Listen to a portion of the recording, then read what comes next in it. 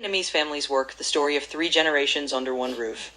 If you walk into a typical Vietnamese home, whether it's a narrow tube house in Hanoi or a warm, bustling home in the Mekong Delta, you'll often find something beautiful. 3 generations living together. Grandparents, parents, and children all under one roof.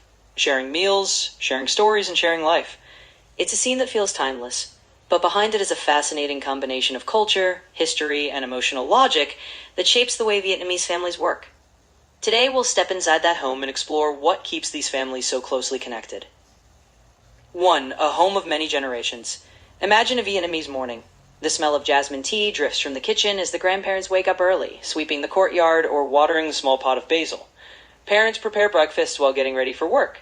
Children run down the stairs in their school uniforms, trying not to forget their notebooks. Everything happens in the same space. It's busy, it's noisy, it's warm. Vietnamese multi-generation households are not just a tradition, they are a living rhythm.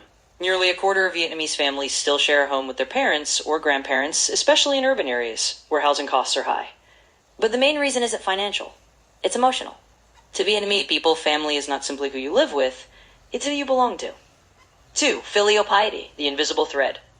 A powerful idea that holds Vietnamese families together, hiếu thảo or filial piety. Children grow up hearing it, feeling it, breathing it. Hiếu thảo is the belief that parents devote their lives to raising their children, and in return, children owe their parents lifelong respect, gratitude, and care. In many Western cultures, adulthood often means moving out at 18, starting a life, a job, a home of your own. But in Vietnam, adulthood is understood differently. You become an adult not when you leave your parents, but when you can finally take care of them.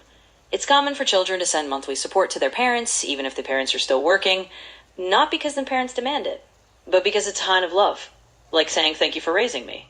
This feeling so deeply woven into daily life, the grandparents rarely live alone.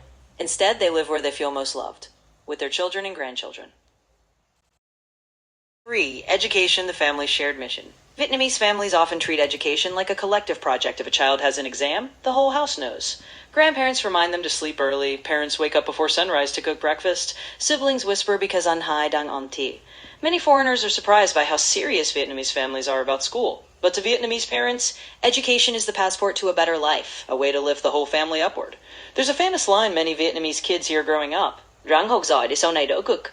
Study hard so life will be easier later. Even grandparents, who might never have finished school themselves, become the child's biggest cheerleaders. Some walk their grandchildren to school every morning, others sit beside them at the table, silently knitting or peeling fruit while the child studies, simply to keep them company. It's not pressure, it's participation. When one child succeeds, everyone feels the victory.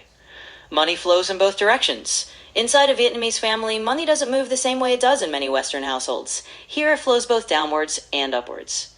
Downward support? Parents pay for almost everything. Education, housing, weddings, even the first business. They invest in their children long into adulthood. Upward support? Later, when those children start working, they voluntarily give back. They send money home, not because their parents need it, but because it feels right. Vietnamese people often say, có hiếu thì cho bố mẹ sống sướng một chút. If you're filial, give your parents a more comfortable life. This circle of giving creates a family safety net that's incredibly strong. Unlike in some countries where retirement homes are common, the elderly Vietnamese almost always live with family. A house might be small, but the love inside is big enough for everyone. Challenges and compromises. Of course, living with 3 generations isn't perfect. Parents want to raise their children one way, grandparents have their own methods. Young adults want privacy, grandparents prefer togetherness. A daughter-in-law may feel pressured, a grandmother may feel misunderstood. But Vietnamese families have a gentle way of resolving conflict. Instead of confrontation, they use softness, humor, subtle hints, compromises. Nobody wants to hurt anyone. The goal is always harmony, and harmony often wins. A changing future, a lasting bond. Modern Vietnam is changing fast. More young people move out, live independently, or work abroad. Apartments are replacing old family homes. Lifestyles are shifting. But even when families no longer live together physically, the emotional closeness remains. Video calls happen every night. Parents still pack bags of fruit and rice every time their children visit. Grandparents still put aside lucky money for every grandchild, because the heart of the Vietnamese family isn't the house, it's the connection. Final thoughts: to understand Vietnam is to understand its families. A multi-generation household is not just a living arrangement, it's a philosophy, a belief that life is shared, that love is responsibility, that generations stand not apart, but side by side. And perhaps that's why, even as the world changes, the Vietnamese family remains one of the strongest social structures in Asia, built on gratitude, sacrifice, and a quiet, enduring kind of